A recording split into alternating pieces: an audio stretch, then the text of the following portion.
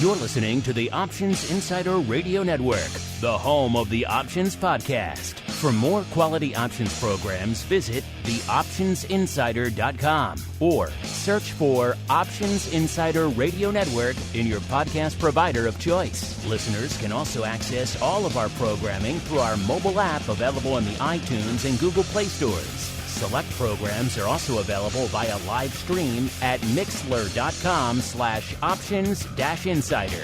That's mixlr.com/options-insider. Don't forget to follow along with your favorite programs and submit your own questions for the hosts at twitter.com/options, stocktwits.com/options, facebook.com/theoptionsinsider, or via questions at theoptionsinsider.com.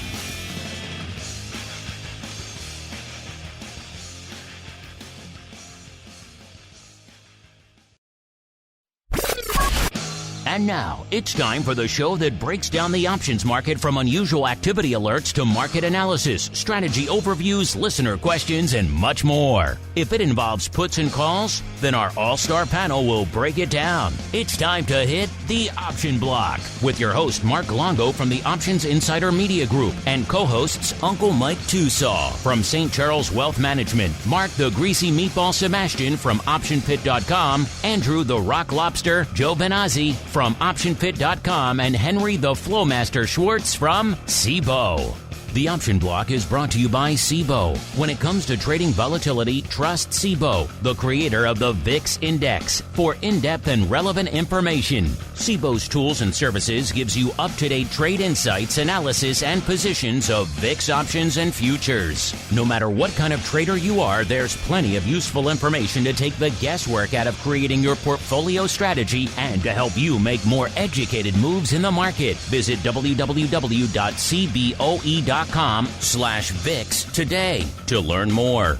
The views expressed herein are those of the speakers and do not necessarily reflect the views of CBOE Global Markets Incorporated or any of its subsidiaries, collectively CBOE. The information provided is for general education and information purposes only. There are important risks associated with transacting in any of the CBOE products or any of the digital assets discussed here. Before engaging in any transactions in those products or digital assets, it is important for market participants to carefully review the disclosures and disclaimers contained at www.cboe.com/US_disclaimers. These products and digital assets are complex and are suitable only for sophisticated market participants. These products involve the risk of loss, which can be substantial and, depending on the type of product, can exceed the amount of money deposited in establishing the position. Market participants should put at risk only funds they can afford to lose without affecting their lifestyle. And now, get ready to hit the Option Block. All right, everybody. That music means we are back once again for your bi-weekly options extravaganza known around the globe as the Option Block. My name, of course, Mark Longo from theoptionsinsider.com, as well as from the ever-engaging, ever-educational, at least we tend to think so, Options Insider Radio Network. Reminding you a couple of things here at the top of the show. First off, if you do like what you hear, throw some likes, some stars, some reviews, whatever your platform lets you do. It's available on just about every platform under the sun these days. So if you like what you hear, do keep throwing those ratings, those stars, those reviews. It does help the new people. And this show's been running for a long time. We have a lot of reviews. But you know what? The new stuff always weighs very heavily with the algorithms out there. If you like what you hear, and there's new people literally discovering these markets all the time, the numbers don't lie out there, listeners, at the end of the day. They need a place to turn. Keep throwing some stars, some ratings, some reviews. It does help them discover the content. And then, of course, if you want to discover more content in your lives, and who can blame you, you want to go above and beyond the traditional network, only one place to go, theoptionsinsider.com/pro is the place to go to get access to 200 plus exclusive shows just for you folks out there. A lot of sneak previews and early glimpses of stuff before it hits the network. Of course, live access to this and everything else we do. And 2 exclusive shows every week, including pro Q&As and options oddities coming up tomorrow. Also, awesome giveaways like our pro trading credit. Just saw some going out this morning as I was walking into the studio here. It looks like some cool stuff. So get your name in the hat. theoptionsinsider.com/pro is the place to go for all that fun. As we go around the horn and see who's joining us for this Thursday edition of the show. First, let's go out to the quiet, the tranquil hamlet known as St. Charles, where we are joined once again by the uncleest of Mikes, Mr. Uncle Mike TOSAW from St. Charles Wealth Management. Uncle Mike, welcome back to the show for the Thursday edition, sir.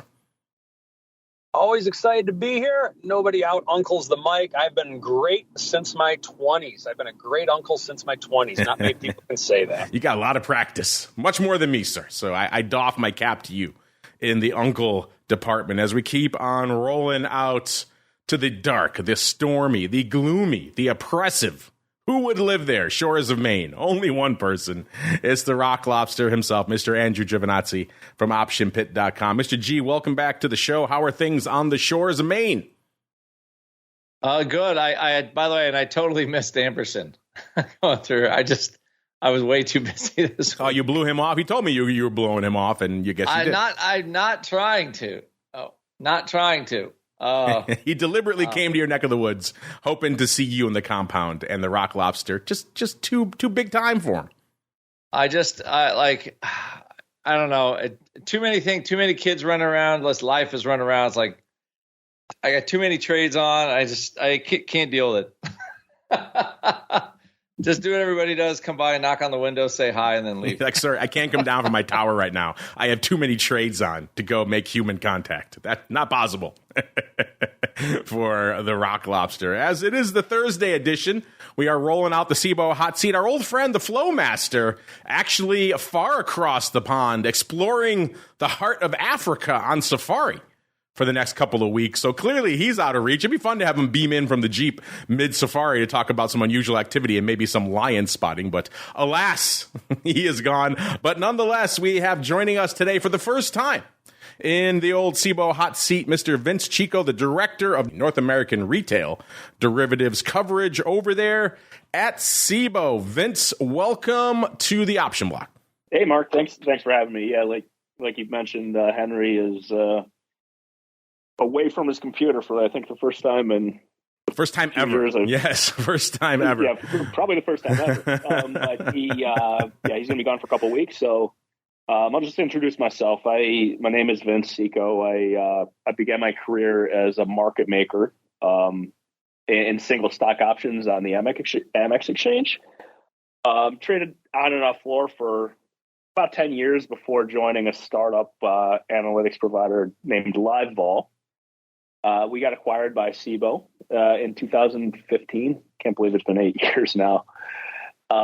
Continued running sales for that for several years, and then just decided last year to pivot over to the retail side of the business. Just saw so much more volume coming from the retail side than we've seen in previous years. So just wanted to change, and so I've been doing that, covering all our retail brokerage accounts for about the last year now.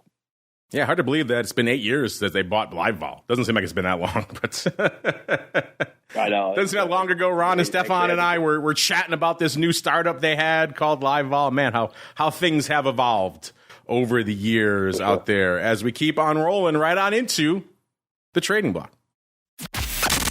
It's time to break down the latest topics, trades, and trends in the world of options. It's time for the Trading Block.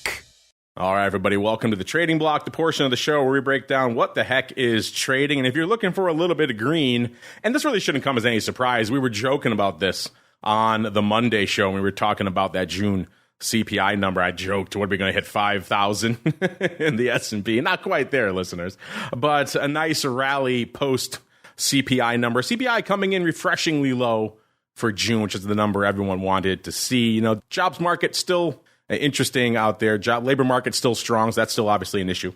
But intriguing stuff out there. The raw inflation data maybe finally coming to grips a little bit out there, which is, I think, refreshing for everyone. The market, of course, liking that.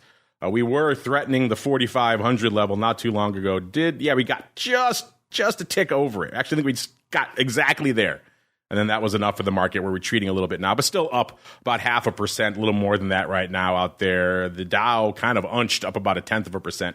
And the NASDAQ saying, hold my bear, kid. Let me show you how it's done. Up nearly 1.25% today. So making up for a little bit of lost time earlier in the week. Of course, you have this big event getting dragged out of the market. You also have the markets rallying. So no surprise that our vol friends taking a bit of a siesta from the Monday show. VIX, when we came in to start the show, just a tick north of 13.5, about 13.55, puts it down about 1 3/4 points from where it was on Monday's show. So, man, they're taking that juice right out of the market there, listeners. Vol, interestingly enough, unchanged. It's still at about a 97, so threatening that triple-digit level, still in the exact same level as it was from Monday. VXX, again, all these vol ETPs, they're just squeezing the juice out of all of them out there. 23 3/4 when we kicked off the show, puts it down over 2, about 2.5 points from the Monday show. That's a lot of vol to come out of VXX just in a few sessions, but that's what we got here. UVXY, same deal, 17 1/4, down about almost 3 points, 2 3/4 points from the Monday show. So, man, they are coming for all of this stuff. They're going to have to reverse split UVXY again pretty soon at this level. SVIX 29, a new all-time high, I'm pretty sure. I don't even need to look. I can just hear the yells and the joy of our friend, Mr. Once and Future Dr. VIX, who, by the way, I did chat with him yesterday with all the tornadoes. Man, what terrible weather we're having in Chicago. The historic tornado cluster. I did reach out to our friend, the Mr. Dr. VIX. I know he likes to chase a storm or two. Thankfully, he wasn't chasing those. He was safely ensconced out in the suburbs out there. But he's happy. He's happy. He's laughing all the way to the bank. A new all-time high, actually 29.55 is what it hit earlier this morning at 29 when we kicked up the show. Still up about 2.5 points. So that's VIX. People got excited when it hit 17. I know a lot of our listeners were overriding between 17 and 20. Here we are threatening 30. So I think I was laughing about some of those SVIX calls not too long ago. I guess I need to maybe eat some crow on those. UVIX at a 4, even down about a point from Monday's show. Man, they're coming for all this. And VolQ 17 3/4, down about 1.5 points. So moral of the story, listeners, Vol gone, done. Kick to the curb, none left for the weekend. Let's go around the horn the opposite of the way we started. Let's go out to the CBOE hot seats first. Mr. Vince, sir, an intriguing week, a lot going on out there. What was catching your eye in the markets this week and today, sir?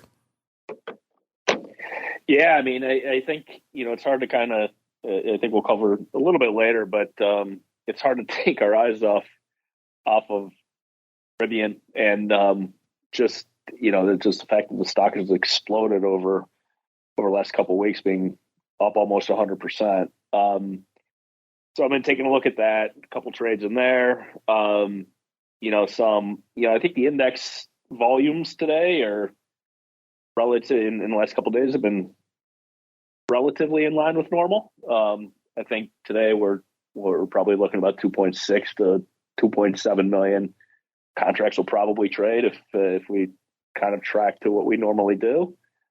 So not a heck of a lot going on right now, but certainly some interesting stuff in the single stock space. Yeah, a lot to unpack out there as we keep on rolling around the horn. Let's go out to the dark and stormy, not volatile shores, though, because as we discussed earlier, all the vol is gone, listeners. None left for the Rock Lobster to enjoy. Mr. Rock Lobster, what are you doing out there with no vol left? What are you looking at out there in the market, sir? With no vol left? Well, I mean, there is still vol left in the futures. Nope, it's all gone. VIX is dead. It's done. It is all gone. 2017 all over again, baby. You know what? When you have this, you just kind of have to change strategy. So I'm back to looking at actually for the first time today in a while, like some put butterflies in the indexes. As far as the vol products go, there's still a lot of potential decay in the pipeline. It's just you're kind of sitting there watching them decay here while VIX is at a recent low. I think this is probably the lowest level it's been in a week or two and kind of staying there. So as you know, like vol from this point takes a little bit to come off. The second thing is like this news around the Q rebalancing, where they're going to sell some of the big stuff and buy some of the other stuff. I would think that would have given us a little reason to see a little volatility in there. But of course, probably everybody that was selling on that news. And then you have this kind of what I would say, better inflation news. But of course, they changed all the inflation metrics 4 or 5 months ago. So they don't look back 2 years anymore. They only look back 1. So they've neglected to say anything about that to the public at large. But we'll let that slide as usual. So from a market point of view, we're at 4,500. VIX is at 13.5. And I think who was ever positioning against this Q rebalance is getting squeezed like a grapefruit today. So, but we'll see how long that kind of squeezy rally lasts. But I mean, for the most part, all the vol products like UVXY, VXX traded at all-time lows today at some point. Our new product SVIX, I believe, traded at an all-time high, traded above. I know that's Dr. VIX that's his current favorite product, I believe. Trading at an all-time high. You can probably hear his shouts of joy all the way up on the shores of Maine as it hit yet another new all-time high, sir. I know. So, these are all definitely, I think the economy is doing, everybody was expecting the worst. It's doing better than everybody thought. Interest rates are higher, and the government's going to actually have to pay a pretty big interest ding this year. So I guess we'll worry about that 6 months from now. But as far as right now goes, AI is going to save the world, which would be great, by the way. We could use some saving. It's going to save the world or kill us all. You see that creepy robot conference they had, a fake AI UN a week or two ago? Pretty terrifying stuff.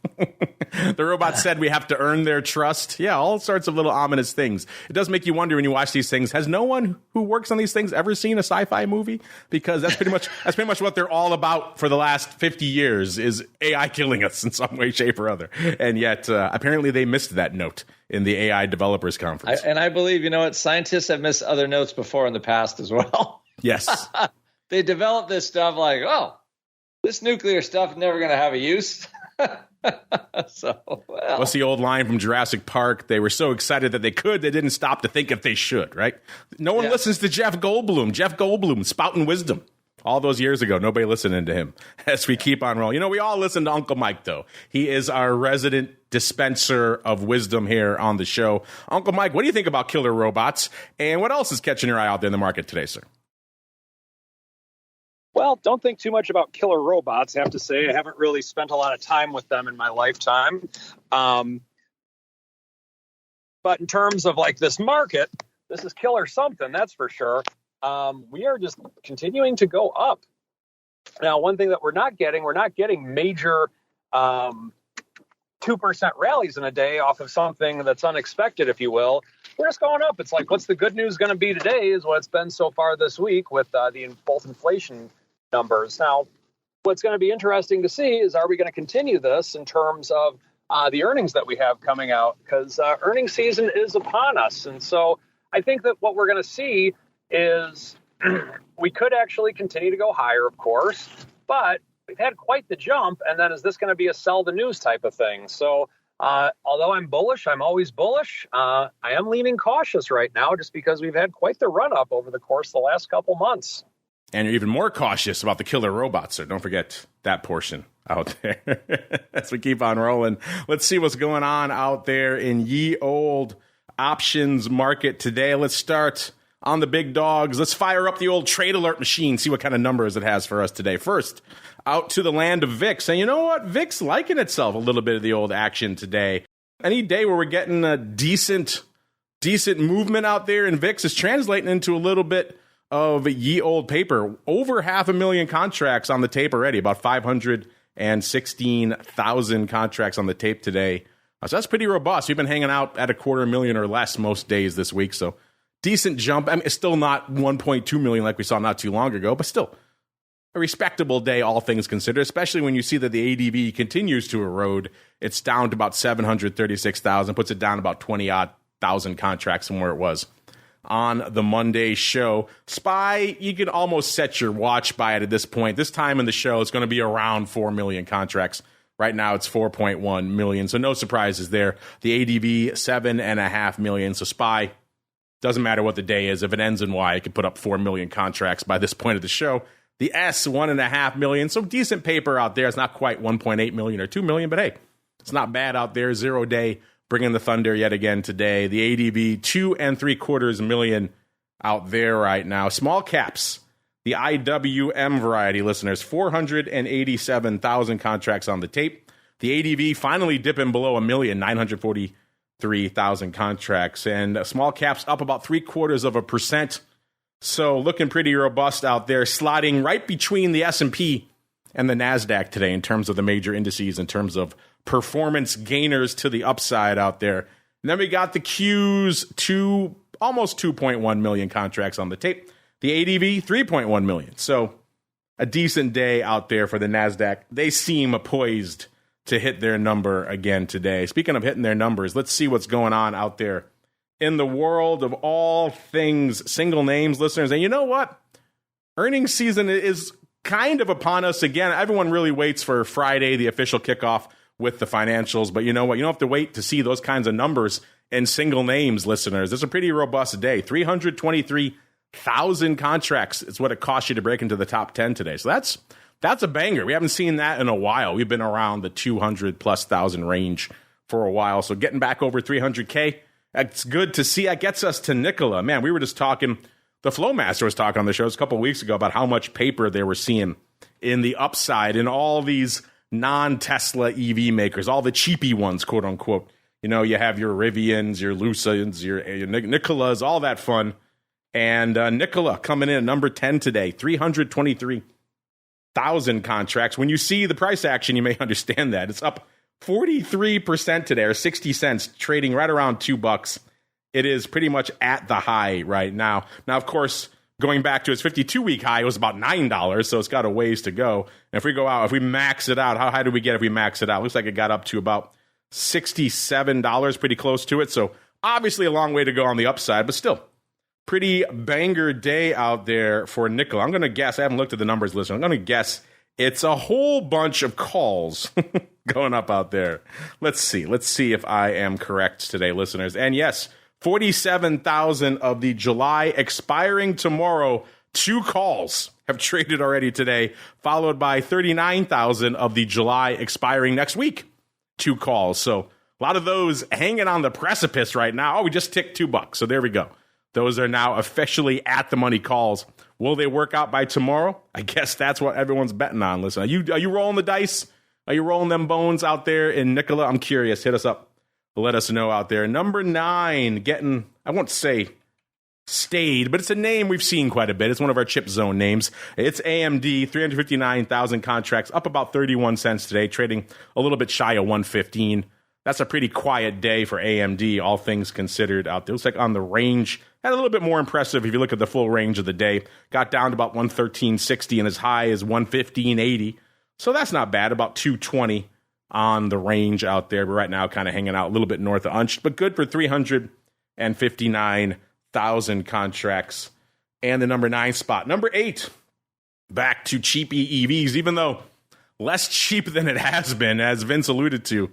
This name has seen some love over the past couple of weeks, pretty much doubling. Yeah, over the last month, it is up 69% over the past month, or about 10.5 handles. Actually managing to sell off a little bit today, off about a dime. Nothing big, listeners. It traded nearly $27 earlier this morning. Now it's trading 25, about 85 or so. This is, of course, RIVN, good for 391,000 contracts. This one just kind of been on fire. Of course, this was a big player in the meme stock days. Its success early on is one of the reasons Ford got so meme heavy. Everyone was piling in. We were talking about Ford 25 and 30 calls. It sounds crazy now. And it kind of did then. We were saying it back then. But people were piling into all this upside in Ford, a lot of it driven by their stake in RIVN. They have, of course, since unloaded that. Maybe they wish they had some more today. But intriguing stuff out there in RIVN. Good for number 8, 391,000 contracts. Number 7, talk about the turnaround name of the last year. This is Meta, nearly 500,000 contracts, 477,000. Up another 5 and almost 5.5 handles today, trading 314 and about 2/3 out there. So a nice little pop for Meta after everyone's worried about rebalancing and dumping them. Now here they are buying them up again today.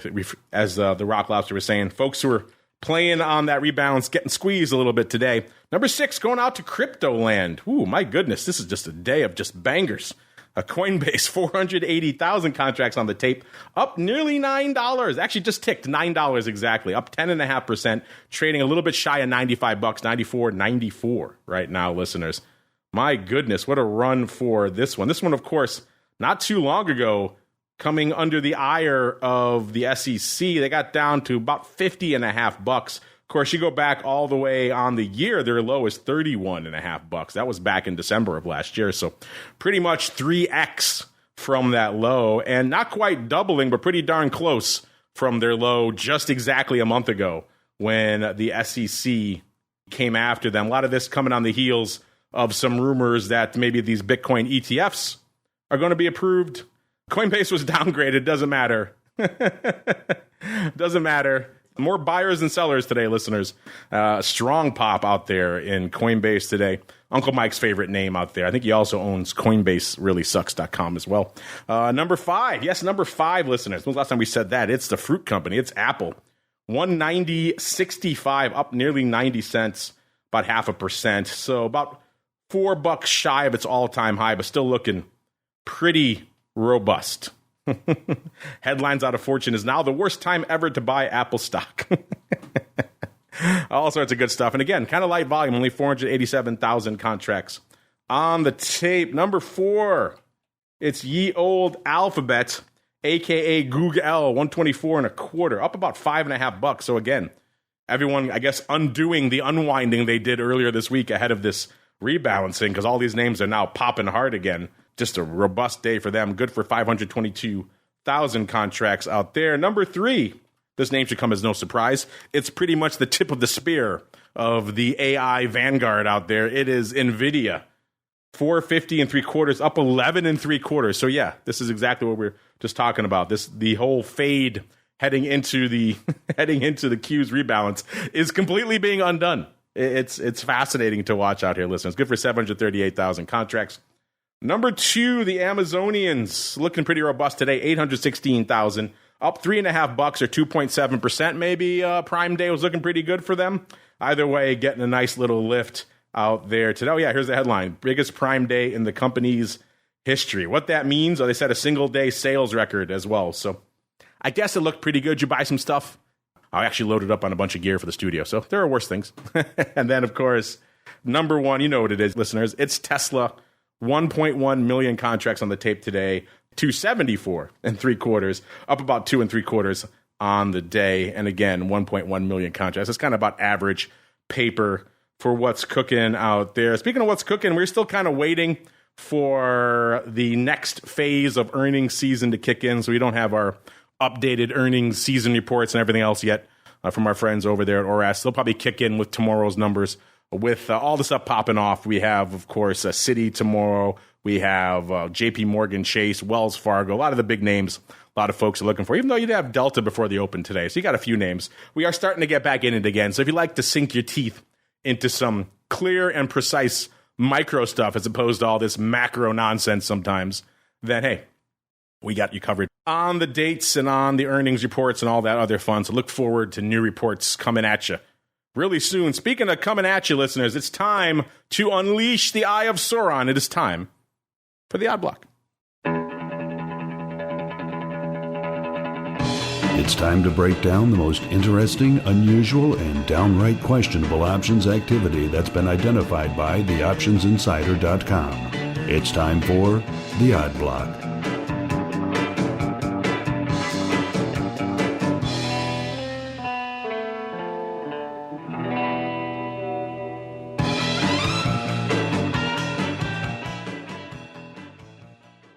All right, everybody, let's do it. Let's unleash the Eye of Sauron and see what the heck it is fixing its gaze on.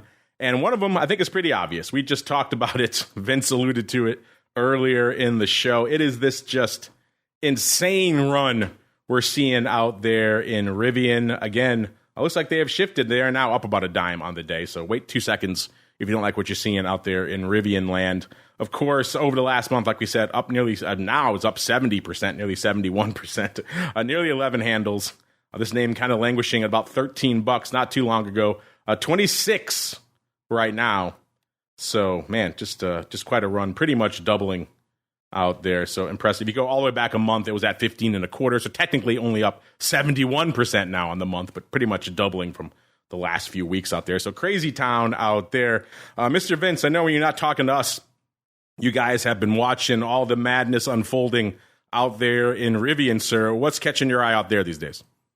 Yeah, I'd say, what's particularly interesting, there's not a ton of unusual trading today, but what we're seeing, obviously the skew persists at extremely inverted levels, which you could argue is obviously justified with the stock being up as high as it is. But looking out next month, about 30 days, if you look about equidistant, in the call and the put, calls are trading about 2 times what puts are trading. So, it's definitely pretty extreme. Again, when stocks run up 100% in a matter of weeks, that they can tend to happen. Vol's elevated at 95-ish or 93-ish. It ticked in a little bit today. But again, it's hard to argue that's not justified levels. It's just, we're seeing, we're sort of seeing this divergence between the, index vol, which is the skew is at somewhat normal levels, versus some of these single stocks where it's just inverted, based on these stock rips to where call volatility is just much more expensive than put. So that's what we've been looking at on that side. And when Henry's on, he's usually talking about his baby, which is, of course, the Trade Alert platform, which obviously he knows best because he created it. But I know you're using a lot of different platforms over there, including your old stomping grounds, which is Live Vol. Is that where you're getting a lot of this skew data and vol data from, Vince? Yeah, I kind of flip between Trade Alert and Live Vol. I think Live Vol, I think we've got some pretty good skew visualization tools for where we stand now versus historically. Trade Alert, there's nothing like it as far as looking at order flow. So, they slightly different use cases, but definitely can both do a lot of different things in the analytics space. Yeah, I've always liked the skew charts and the skew graphs. That's what first drew me to Live Vol. That's kind of their selling point way back in the day. They're like, hey, this is how market makers like to look at things, and that's what we're putting in our platform. And it's what I used ever since. And then Henry came along with all of his fun flow data, and here we are all these years later, just analyzing flow left, right, and center. Mr. Rock Lobster, I have to imagine one or two of your crazies over there in the land of the pit have been drawn to this Rivian thing. Anything catching your eye out there, sir? Just that I saw a paper in there last week. I even think we talked about it last week. And I was going to put it in one of my products just to buy a quickie strangle in it because the options look cheap. And then it like doubled in price. I didn't get the trade off. I didn't have time. It feels like it's kind of topping out a little bit here. After, it doubled. And I think we were surprised. Like you could have picked us off the floor. Like they actually delivered vehicles, like 8,000 vehicles. I was floored. So I think the fact that it's actually delivering vehicles caught people by surprise, and you kind of have the 2021 squeeze-a-rama on the shorts. So I haven't noticed any new paper, and it's already covered a bit of the upside skew where they're coming for. The liquidity providers, they're not shy anymore. They're just going to jack all that upside up. But you're looking at July, and I think I would say like the vol is reasonably priced. The 26.5 straddles like almost just under $3, probably fair for next week. But you're still getting volume all the way up. So one of the symptoms of that squeeze, in 2021 was there used to be call volume in every single strike in every single term. And when you look at these, even the August, every cycle, man, they're just like 10, 8, 3, 4, all the way up every single strike. So clearly the retail has jumped in and they think, and everybody thinks it's going to be squeezed a little higher. Sure, it could. It was like $100 and something stock, 2 years ago, and it got down to $5 or $6. So at this point, I think the first kind of squeeze is over. Personally, I just would let it cool. I haven't done much with it. I haven't done anything with it, actually, after missing the trades that we saw last week. So, but I would just say like that vol's inverted and they're trading every single call and every term all the way up. So all the action's in out of the money calls, which of course means in my head, I would rather leverage buying puts in stock because all the put vol is much cheaper, and then you just sell the calls into any kind of a lift, and kind of work it that way. But that's what I see in there. Nothing fantastic to report, sadly, though, right now. All right, as we speak about reporting, let's report on some other names. Everyone's got RIVN on the brain, but I know, Vince, we're not looking at crazy EV manufacturers. You got a few other names on your radar, including a lot of indexes over there. What's catching your eye out there, and maybe some index flow this week, sir? Yeah, maybe a little more tame than the RIVN side. We're looking at a roll that went up in XSP today. So it looks like somebody purchased back about 16,000 of the July 21st 384 puts, sold out August 432 puts and did the spread for about 221, I believe. So they sold out the 432 put, just again closed out. I'm sorry, they closed out on a purchase of they bought back their 384 puts and sold to open 432s, which are about $18 out of the money now. Vol's near the annual low, but kind of the certainly, you could argue again that it's justified. I mean, the realized vol has been less than the implied, so it's but notice that one today. So, and if people aren't familiar, XSP is the 1/10th SPX, also cash settled. All the characteristics of SPX, but just 1/10 the size. Get to talk about XSP as much on the show, but you're right. It has all the benefits of the S, including the tax treatment and everything else, but same size as SPYs. If you're more of a SPY trader, listeners, you haven't dipped your toes into the S yet because it's too big, maybe a little scary for you, but you want some of that tax treatment out there, then maybe XSP, a place to go. Still kind of coming online in terms of volume and paper, but as Vince pointed out, getting a little bit more paper, a little bit more activity out there today, which is always good to see. We're here for more paper across all the products at the end of the day, listeners, including some interesting newcomers to the show. Let's go out to the land of semiconductors in Taiwan. You might be thinking Taiwan semi, and no, that's where you obviously would go. But no, we're going to United Microelectronics Corp, ticker symbol UMC, listeners. This was the first semiconductor company launched in Taiwan back in 1980. So this one has the pride of place, but being first. Of course, everyone talks about Taiwan Semi today. A little bit different price as well. Taiwan Semi at about $105. This one at $7.76. Kind of unched on the day today. On the year, a little bit better. It was $6.60 a year ago. And then they came for it. They drove it down to its low for the year of $5.36. That came on October 11th of last year. And since then, it's been pretty much all upside. They rallied it back up to nearly $9. That was looks like on March 30th or so. Then they sold off again to about $7.50 in April. Then they rallied it again to almost $9, $8.97. That was on June 15th, so exactly a month ago. So I suppose since then, over the last month, they've actually sold off a bit, off about $1 or about 12%. But of course, if you look back net on the year, it's been mostly upside since October of last year. So a nice little run, a little bit of a give back over the last month. But for the most part, a pretty decent run. But you know what, Mr. Rock Lobster? Seems like somebody is deciding this recent sell-off might have some teeth because we got a bit of a put-palooza going up out here today.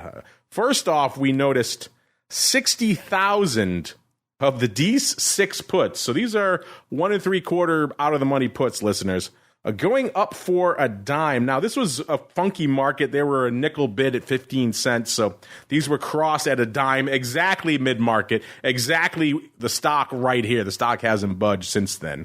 So you could maybe intuit that maybe someone got to sell some for a dime. I probably would be maybe, and it's not a great amount of premium, but if you're looking at what you're doing, are you buying the 6 puts? it did break the 6 handle not too long ago. So I suppose crazier things have happened. Then right after that, looks like about 20 minutes later, someone came in and looks like they bought. The market then, of course, widened out after that first print. It went nickel bid at 20. And that's when we saw 12,000 more trade for 15 cents. So those look like they probably bought those bad boys. The stock hadn't budged. It was still right around 775. So intriguing stuff. This is about a 40 vol. If you are intrigued by these listeners, what would you rather do on these puts, listeners? Would you rather sell them for a dime, or maybe if you can get them off 15 cents, that seems like a good level, or would you rather buy these because you think, a little bit of dark times, some storm clouds gathering on the horizon for UMC? If we're talking storm clouds, only one place we can go, the shores of Maine. It's always dark and stormy there. Mr. Rock Lobster, first off, how much do you love your new favorite semi-name, actually the oldest name, UMC? I'm sure you're going to tell me you made markets in this in 1983. And then B, what do you think about these puts? What do you think they were up to, sir? I think I did. But I don't think it was called UMC back then. They pay a crazy dividend. You know what I think this is? Yeah, they pay this like annual dividend. Mark and I looked at this. We thought they were buying these puts and buying stock on a 10 delta. So I think it is. They already paid the divvy, so it can't be a divvy trade anymore because they're saying 626 projected dividend. Maybe they haven't paid it yet this year, and it's going to come out in July. I'm not totally sure, but it feels like it's some kind of dividend play. And they're just using the puts because they went up. It looked like it went up on like a 10 delta. So at first I thought, because the stock prices were kind of higher. This has just funk written all over it. So I'm not exactly sure because it's not like this stock really takes off. I mean, it was just $8. Now they're claiming they did pay the divvy. So interesting. Like it's sitting down here. I don't know. I feel like they're looking for an explosion on the upside, but why they did the puts 10-1 is maybe so they can collect more puts if it keeps going down, or collect more stock, buy more stock against puts. I'm not quite sure, but I think this was like a put and stock thing, and it did look a little oddball to me when we actually saw this go. Yeah, it's a head scratcher either way, which is why it's in the odd block, listeners. What you're doing it post divvy is less attractive. And also this funky ratio with the stock, kind of weird as well. Kind of head scratching here, listeners. Do you like these? Would you buy these? Would you buy these with stock on roughly a 10 delta? I'm curious, listeners. Hit us up. Let us know. You folks are never shy of sharing your opinions out here as we keep on rolling out to our final victim for the day here. These are our old friends on the advisors option. This is Northern Trust, ticker symbol NTRS, trading right about $76 right now, up about $1.33 and nearly 2%. So a nice pop for Northern Trust. Trying to see if they had, getting into financials, if they had earnings today or not. I don't see them on here, but intriguing stuff. On the year, though, different story. A year ago, they were trading right around $100. So rough year for them, still off about 20% on the year. They actually rallied to about 104.5 in August. So that big rally we had in August, of last year, they got up to about 104.5. Then they came for it. They crushed it down to about 77 and 3.25. So right about where they are right now in October. Then they rallied it again February, and that early leg of the rally we had this year. So they rallied it back up to about $100, $99. So they were back to pretty much unched on the year. And then they came for it again. They crushed it down to 69.5. That was the low for the year back in May. So interestingly enough, not in the contagion, and they hit it in the contagion times. It went from 94 to 82 in March. But the real sell-off came in May, which is kind of interesting. And it's kind of been languishing here pretty much ever since. So we're in the mid-70s.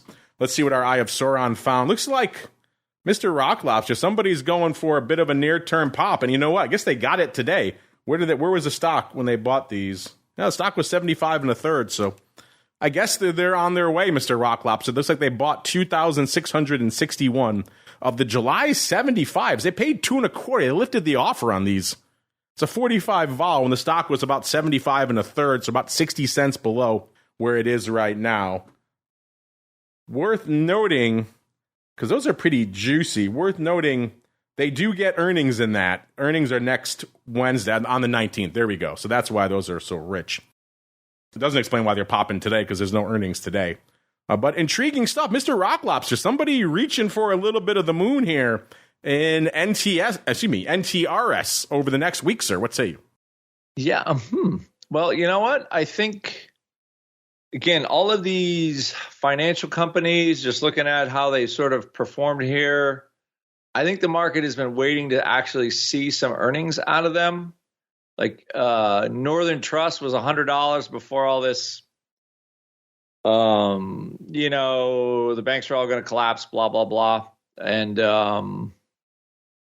like at least $90. So I think I've seen a lot of paper this week just moving in that direction where they're looking for the banks to kind of come out of this basically still a fairly low end of the year range, not the very bottom, but definitely lower end of the region to try to squeeze it back up. So I don't think this is a bad trade. You said they're going to carry this over earnings. So yeah, I mean, I think they could you basically buy these calls. You don't really have any decay penalty for the next, couple of next week. So they're looking for a shot and, an earnings surprise. And I think this is going to set a fairly large tone here just going into next week, how all these banks perform. Because if we have pretty decent performance out of all these, it could be a bit of a vol killer, I think. I mean, I know vol's already low, but it would take another leg out of the sort of the market falling apart thesis if somehow banks report decent earnings, It would indeed. As we keep on rolling, it's Thursday, listeners. Time for you folks to join us a little bit of the old mail block.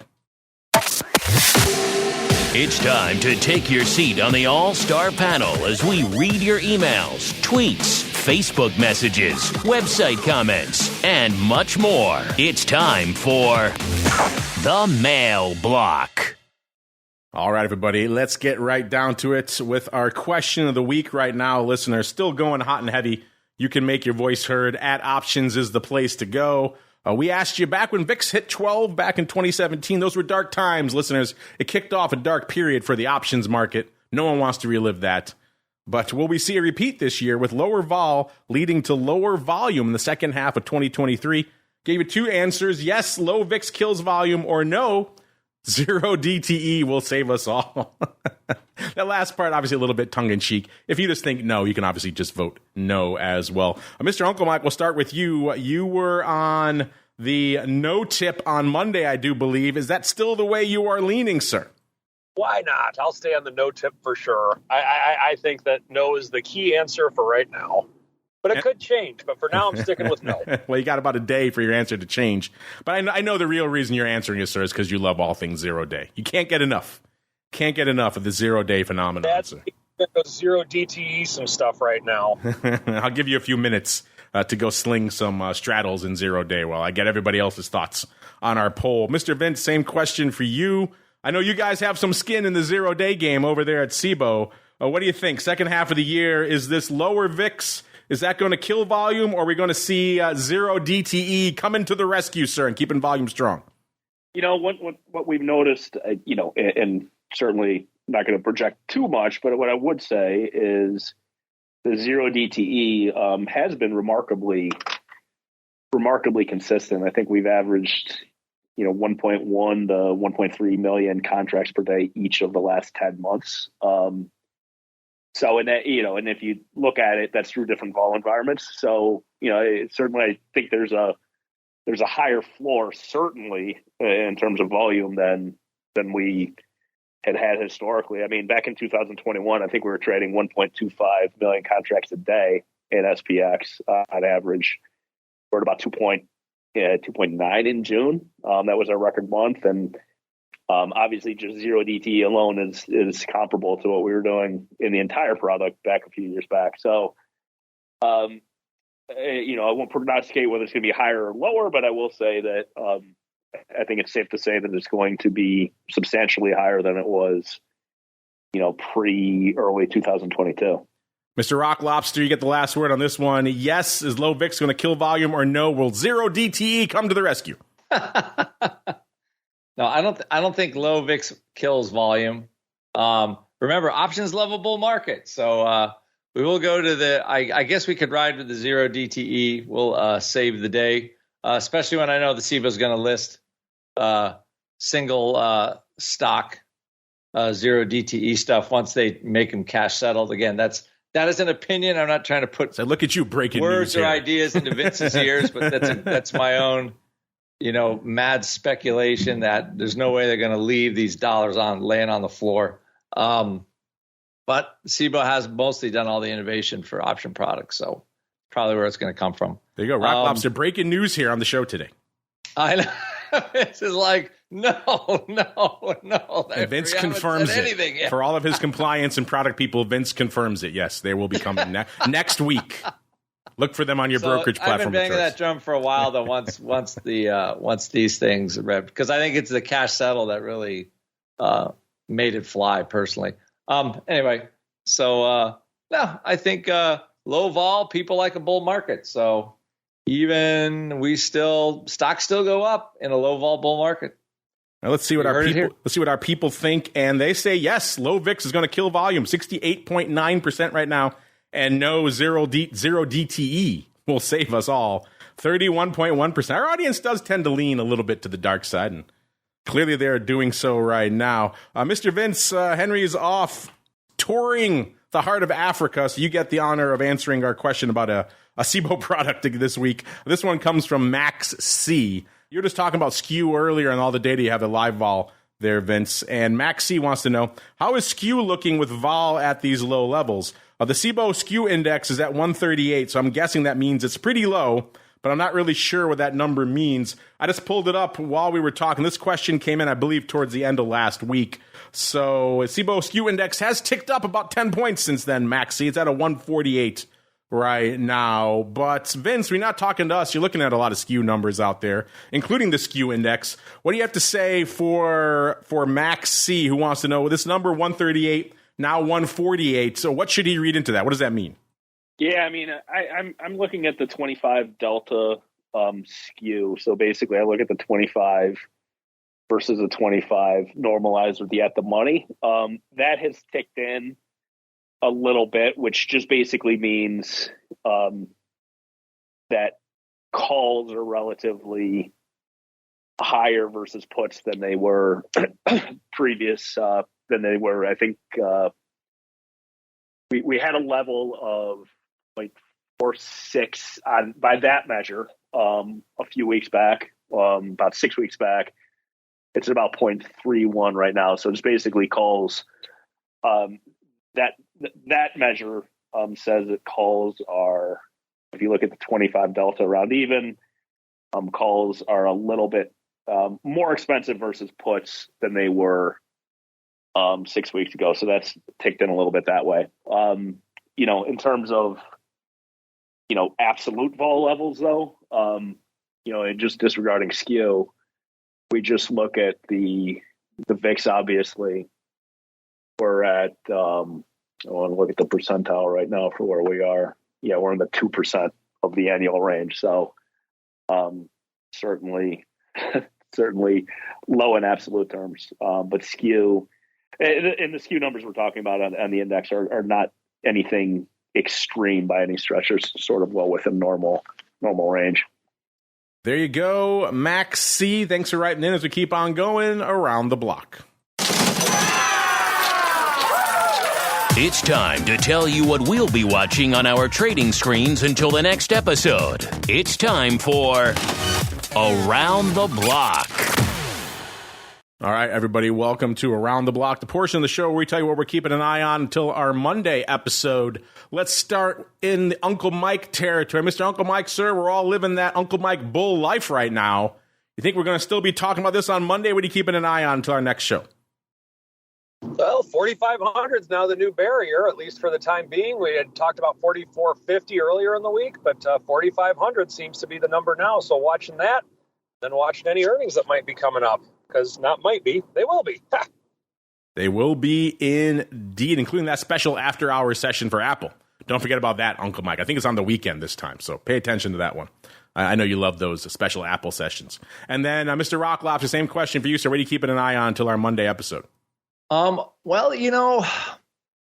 so you have this news, you have the PMI, you got the CPI, you got this potential Q rebalancing squeezy McSqueezenstein thing happening, because I think a lot of people were shorting into it, like hearing about it. Okay, we're going to short, and then all of a sudden they're getting squeezed out the wazoo on the upside because the inflation news was better. So you get like this, I don't know. It's like, I feel like we're going to have this weird blow off top before we sell off, before, like, let's say, the Qs, because I'm just looking more into this. Mark was finding it. I'm looking at all the news and whatever. So, I never like it when you rally smooth, but VIX doesn't really drop. Because I'm sitting there in a pit and I'm trading this. I'm like, okay, you're not really feeling like there's willing sellers of vol here, which is usually what you need. I feel like when you're going through the longer rallies, and vol comes in because you kind of have willing sellers of juice. And today, it started that way this morning and not seeing it. So I'm just going to say I'm giving it a little pause here at 4,500. We hit the magic number SPX, but I'm a little cautious, and I'm actually quite anxious here after the show is over to get with my students here and look at some sort of backspread style trades at the 4,500 level, just because I don't know. I think we're going to move. I don't like the non-signal from vol, so that's where my head is right now. All right, Mr. Vince, sir, what are you keeping an eye on until the next show for you guys on Thursday, sir? Yeah, I think it's all about the early earnings reports. There's a lot of single stocks with implied earnings moves of in the 3 to 4% range, which again, that's I think that's a little bit lower than what we've seen historically in terms of where the implieds are coming in. We'll see if that persists. When we look again on Monday, if anything resets, but definitely looking at a couple of the individual names, Tesla, Netflix, a lot of the big names that heavily traded that are reporting late next week. All right, that music means we've come to the end of another fun sojourn through the world of options. If you want more content, stay tuned. We'll be back in about half an hour with Dan the Man Grams to break down all the action out there in the world of futures options. Before we go, let's go around the horn one last time. Mr. Rock Lobster, folks want to check out what you guys have cooking. Where should they go? What should they do? Yes, the good goodies, 888-TRADE-01. Although, don't call us the next 2 days because our customer care team is out. So you can leave a message. Or support at optionpit.com. And if you heard this show, you get 10% off. Also, if you want to learn to trade VIX or SPY, go to Money Map Press and check out my weekly profit cycles. We're just closing more winning stuff today. So, and I did so early in the morning because our VIX rally, our VIX sell-off is not holding. So we'll see how that goes. But that's where you go. If you want to learn how to trade vol, become a position trader, become a condition trader, come to optionpit.com. We are 12 years in and counting. There you go. Check them out, optionpit.com. And Mr. Uncle Mike, sir, where should folks go if they want to see all of your good goodies? Check out my website, stcharleswealth.com, or follow me on Twitter at Mike TOSAW, TOSAW, if you're looking for a financial advisor who delves in the option product if it's appropriate for the client. All right, and last but not least, Vince, we talked about Live Vol, we talked about Tradeler. I know you guys also have a cool newsletter people can sign up for now where they can actually get a lot of that data you guys are putting out on a daily basis for free. If folks want to check all that stuff out, where should they go? What should they do, sir? So you can go to trade-alert.com. With this being Henry's typical slot, it'd be remiss not to mention Trade Alert. So, if you want to get any of the cool data, take a trial. You can just go to trade-alert.com. And also livevol.com, which was the other platform that we're kind of referencing today as well. So those both owned by CBOE and great analytics platforms. There you go. Check them out, tradealert.com and livevol.com, or go to the mothership, CBOE.com, to learn more. That's it for us on the old OB today. Back again in a little bit with TWIFO listeners. Back again tomorrow, noon Central, 1 p.m. Eastern for Volatility Views. And then back again after that, exclusively for you cool cats and kittens. I see you folks there in the live chat talking about all the tornadoes that have been hitting us here in Chi-Town. Yeah, I hope all you folks are doing well. I know a lot of you folks are in the Chicagoland area and are pros. Looks like you're all doing good, so I'm glad to hear that. Some crazy weather we've been having here, so hunker down. I say it every week at the end of every show, but I mean it quite literally, listeners. Stay safe out there, and we'll see you back here on Monday, another episode of The Option Block.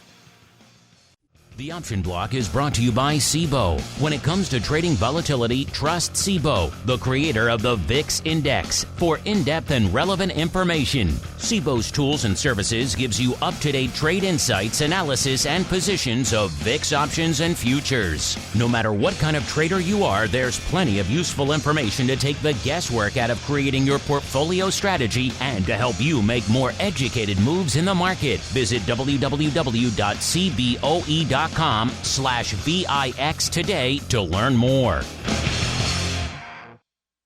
You're listening to the Options Insider Radio Network, the home of the Options Podcast. For more quality options programs, visit theoptionsinsider.com or search for Options Insider Radio Network in your podcast provider of choice. Listeners can also access all of our programming through our mobile app available in the iTunes and Google Play stores. Select programs are also available via live stream at mixlr.com/options-insider. That's mixlr.com/options-insider. Don't forget to follow along with your favorite programs and submit your own questions for the hosts at twitter.com/options, stocktwits.com/options, facebook.com/theoptionsinsider, or via questions at theoptionsinsider.com.